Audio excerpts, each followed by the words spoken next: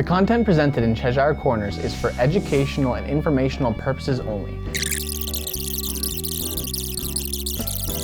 Please consult a legal professional if you have any questions or concerns about the content of this disclaimer, this series, or the legal implications surrounding psychedelic substances in your jurisdiction.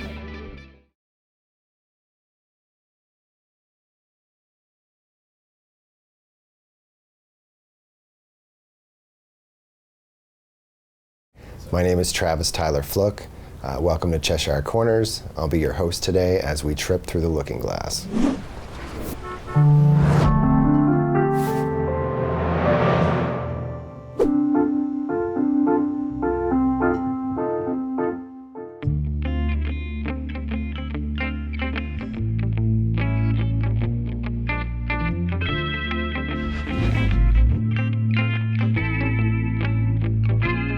So back in 2019, after we passed the ordinance to decriminalize the personal use and possession of mushrooms in Denver, most of us that worked on the campaign recognized that education would really make or break the difference between success reintegrating or integrating the mushrooms back into society.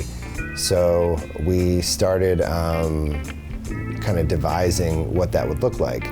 And a cooperative emerged as the most equitable way to do this, especially considering a lot of industry was about to come down the pipeline. And if you know anything about a cooperative, if you chip in and you get something out of it, it's very equitable.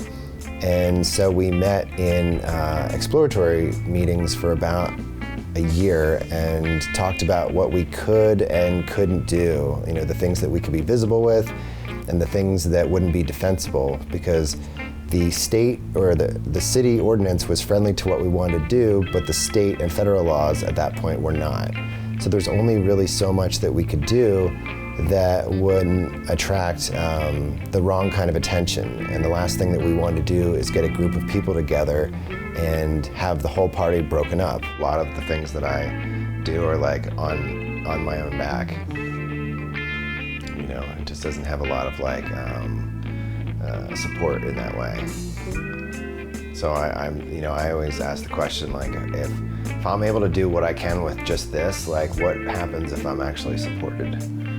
My wife and I at the time realized that we couldn't pay any of our volunteers to go out and do this type of work, so bringing everybody together and showing them community we felt was the way to galvanize.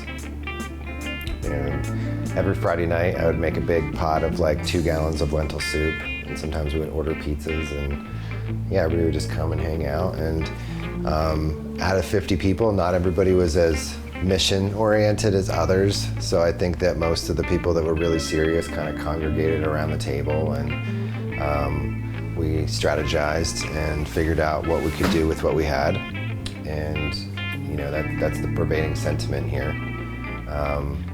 It's just what resources were available to us at low or no cost, and how do we kind of find enough of the others to really leverage the messaging.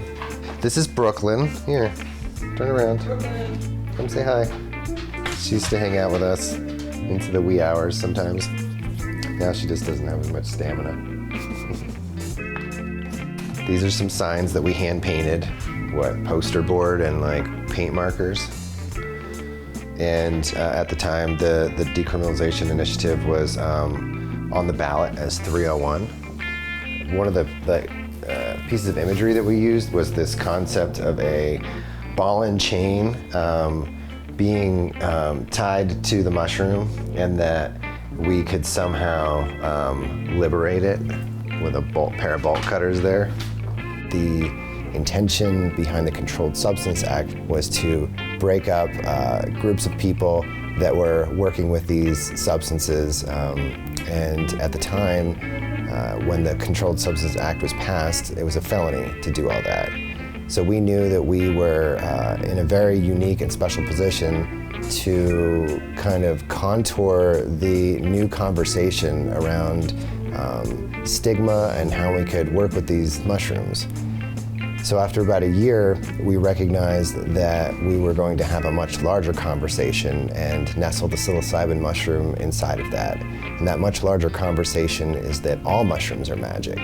So we started holding kind of like broader meetings once a month, and by the 4th month we were anticipating about 120 people to show up, maybe more, and that's when we all collectively went into lockdown. And a group of us stayed on the board and kind of steered the ship for a while, but it just seemed that trying to make a business with the current legal landscape wasn't going to work. So we shifted and became an educational cooperative. And when the statewide initiative happened, there was actually nobody on the original Decriminalize campaign, minus one person, that was in support of what was coming down the pipeline. So a lot of our efforts as a cooperative, as a social group, got shifted in trying to slow down the proposition that was coming down the pipeline. One of the core tenets of the cooperative is to cultivate conscious community. And a long time ago, years ago, we realized that growing your own medicine is one of the most supported ways that you can work with the mushroom. Getting to know the mushroom on a biological level, and it takes about 60 days if you've never grown mushrooms to go from spore to mushroom, and that just so happens to be a perfect amount of time to get somebody prepared to journey with the mushroom. So that was our basic blueprint. And space in Denver is very expensive, it's very hard to come by. So a lot of the work that we've been doing, educating and empowering people, has been in tiny little pockets of real estate that support our efforts. Like, we don't actually have a brick and mortar unto ourselves.